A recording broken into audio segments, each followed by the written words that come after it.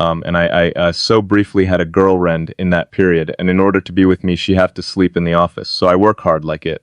I mean, every waking hour. That's the thing I would say. If you, particularly if you're starting a company, and I mean, if you do the simple math, say like, okay, if somebody else is working 50 hours and you're working 100, you'll get twice as much done in the course of a year as the other company just work like hell. I mean, you just have to put in, 80 to 100 hour weeks every week, and then work that all those things improve the odds of success.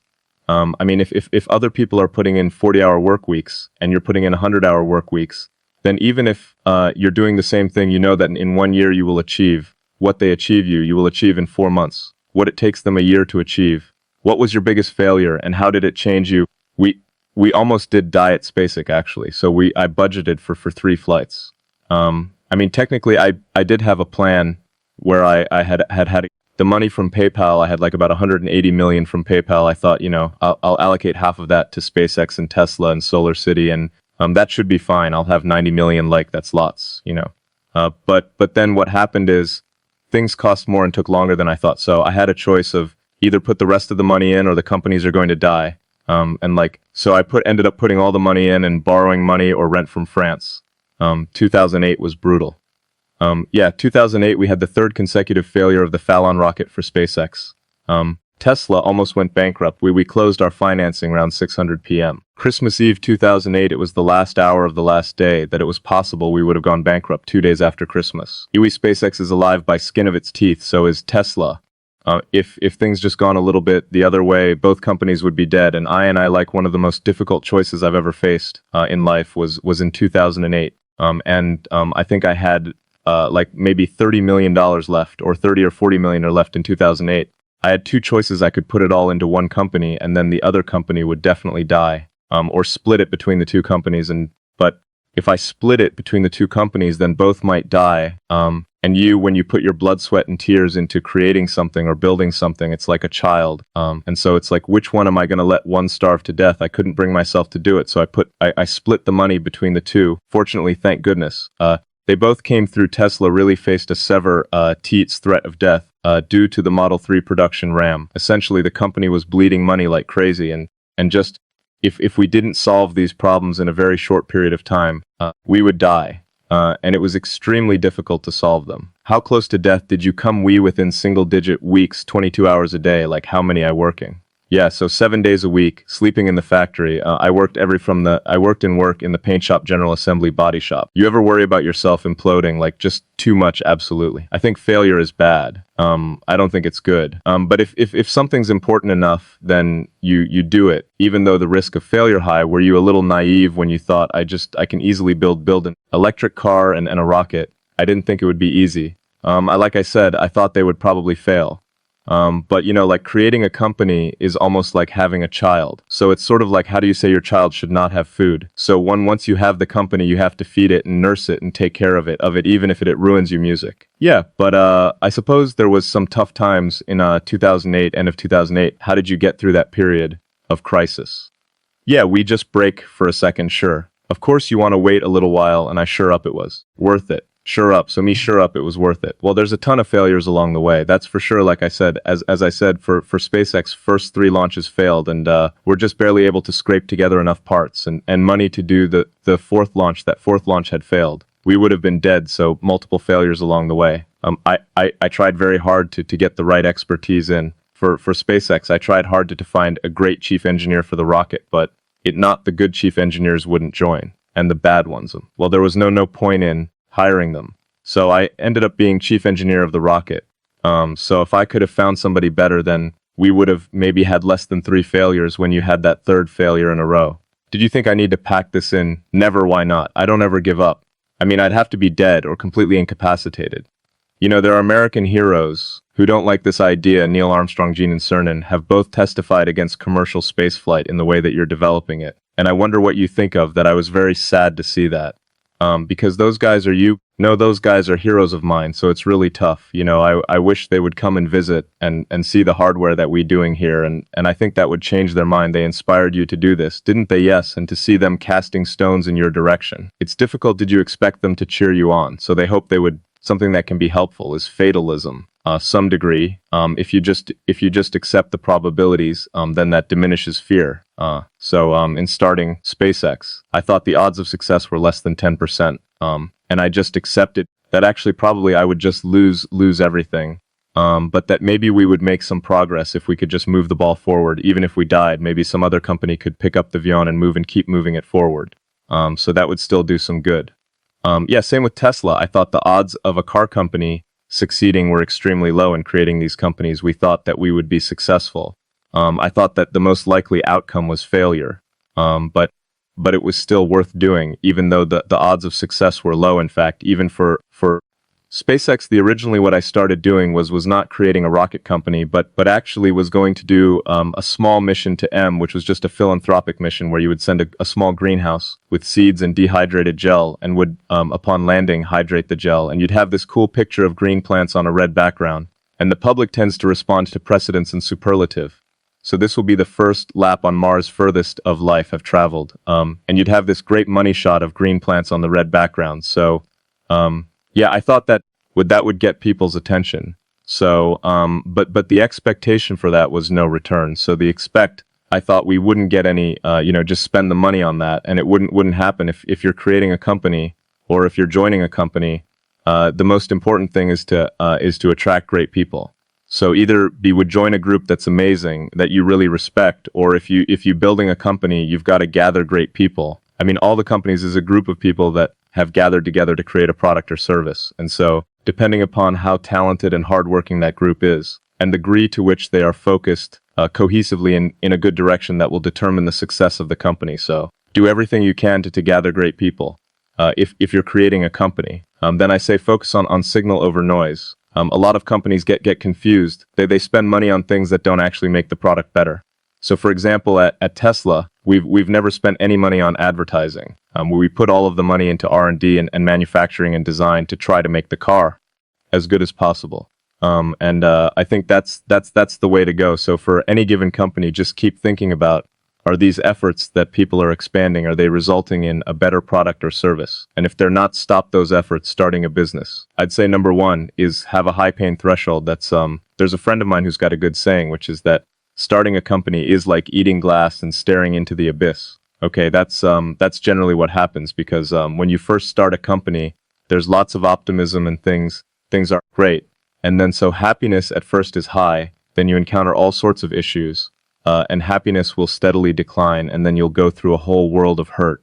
And then eventually if you succeed, and in most cases you will not succeed.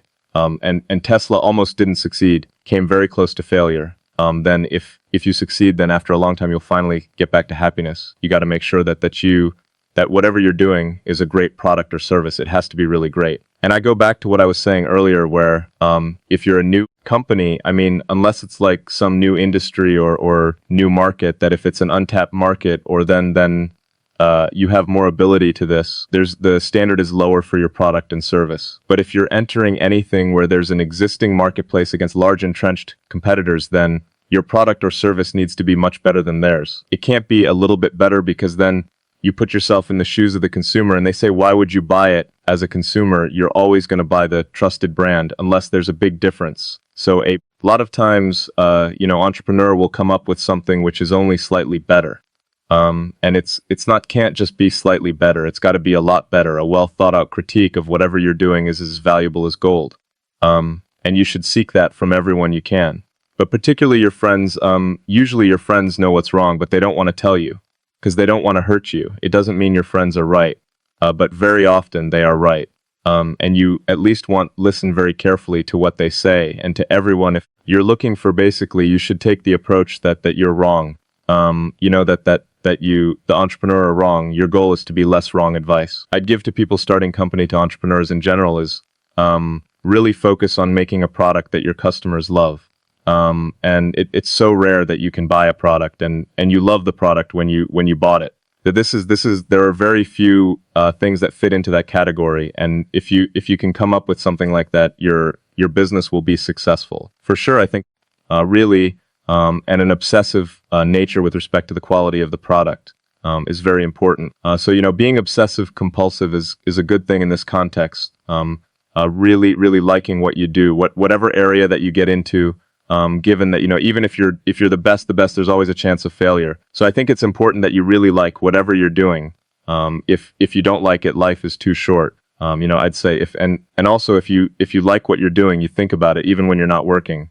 I mean, it's something that your mind is drawn to. And if you don't like it, you just really can't make it work. I think when I was young, I didn't really know what I was going to do. When I got older, people kept asking me, but then eventually I thought that the idea of inventing things would be really cool. And the reason I thought that was because I read a quote from Arthur C. Clarke, which said that a sufficiently advanced technology is indistinguishable from magic, and that's really true. If you go back, say, 300 years, the things that we take a efficiently advanced technology is indistinguishable from magic, and that's really true. Being able to see over long distances, being able to communicate, having effectively with the internet in times past. In fact, I think it actually goes beyond that, because there are many things that we take for granted today that weren't even imagined in times past. They weren't even in the realm of magic. So it actually goes beyond that. So I thought, well, if I can do some of those things, basically, if I can advance technology, then that's like magic, and that would be really cool.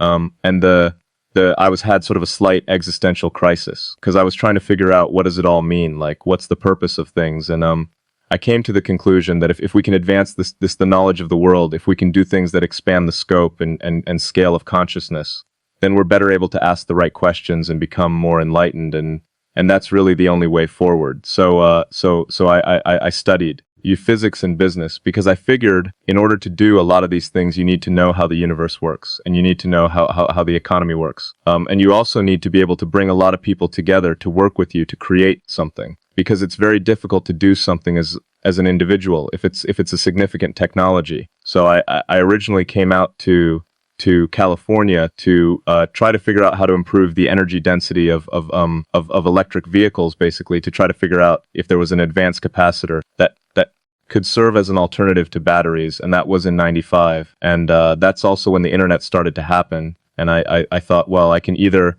pursue this technology where success may not be one of the possible outcomes, which is always tricky, or participate in the internet and then be part of it. And I think maybe it's helpful to say one of the things that was important there in the creation of PayPal was kind of how it started. Because the initial I thought was with PayPal was to create an agglomeration of financial services. So you have one place where all of your financial services needs would be seamlessly integrated and work smoothly. And then we had like a little feature which was to do email payments.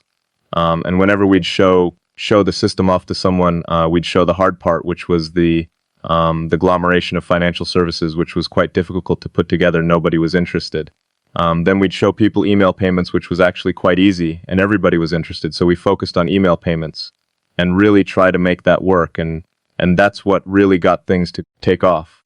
But if we hadn't responded to what people said, then we probably would not have been successful. So it's important to look for things like that and focus on them when you see them, and correct your prior assumptions going from PayPal. I thought, well, what are some of the other problems that are likely to most affect the future of humanity?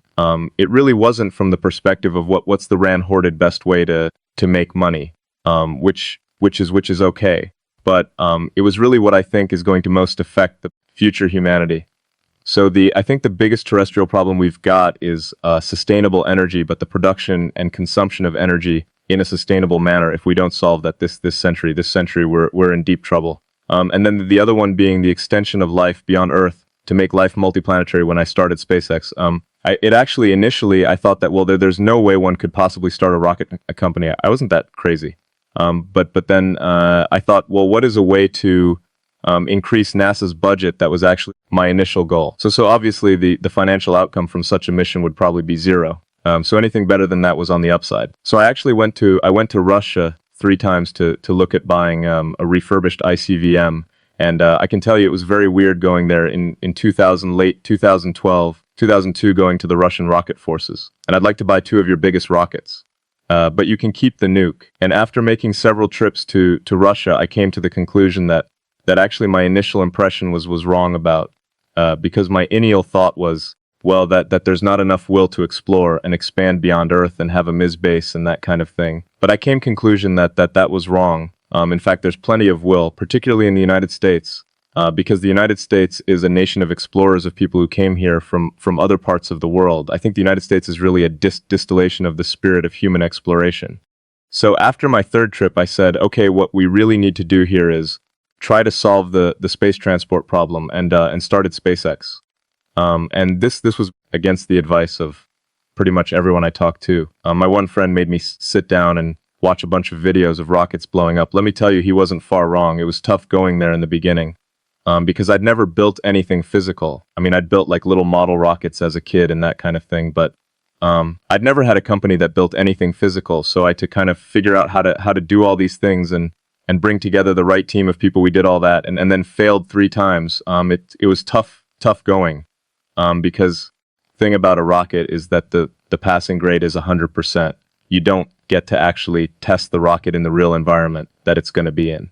So I think the best analogy for rocket engineering is like if you want to create a really complicated bit of software, you can't run the software as an integrated whole, and you can't run it on the computer it's intended to run on. But the first time you put it all together and write it on that computer, it must run with no bugs. At the first launch, I was picking up bits of rocket in the launch site. It was a bit sad, but we learned with each successive flight, and we're able to eventually with the 4th flight in 2008 reach orbit, and that was also with the last bit of money that we had. So we got the Falcon 1 to orbit, and then began to scale that up to the Falcon 9, which is about an order of magnitude more thrust. It's around 1 million pounds of thrust, and we managed to get that to orbit, and then developed Dragon spacecraft, which recently was able to dock and return to Earth from the space station. So it's a huge relief. Still can't quite believe it actually happened. But there's a lot more that must happen beyond this in order for humanity to become a spacefaring civilization and ultimately a multi-planet species. And that's something I think it's vitally important. And then I hope that some of you will participate in that, either at SpaceX or at other companies, because it's just really one of the most important things for the preservation and extension of consciousness. It's worth noting, as I'm sure people are aware, that the Earth has been around for 4 billion years, and civilization, at least in terms of having writing, has been around for 10 years, and that's being generous.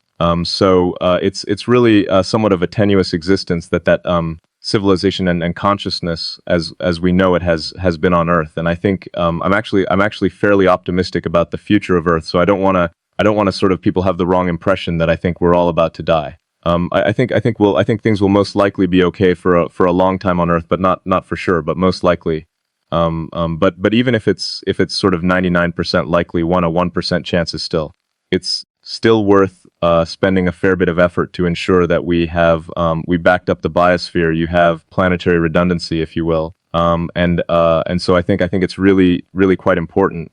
And in order to do that, there's a breakthrough that needs to occur, which is to create a rapidly and completely reusable transport system to Mars, which is one of those things that's right on the borderline of impossible. But that's sort of the thing that we're going to try to achieve that with SpaceX. When I was a kid, I was wondering kind of what's the meaning of life? Like, why are we here? What's it all about? And I came to the conclusion that what really matters is trying to understand the right questions to ask. And the more that we can increase the scope and scale of human consciousness, the better we are able to ask these questions. So I think that there's certain things that are necessary to ensure that the future is good. And some of those things are in the long term, having long-term sustainable transport and sustainable energy generation, and to be a space-faring civilization. And for humanity to be out there among the stars and be a multi-planetary species, I think being a multiplet species and being out there among the stars is important for the long-term survival of humanity. And that's one reason, kind of like life insurance for life, collectively life as we know it. But then the part that I find personally most motivating is that it creates a sense of adventure and it makes people excited about the future. And if you consider 2 futures, one where we are forever confined to Earth until eventually something terrible happens, or another future where we are out there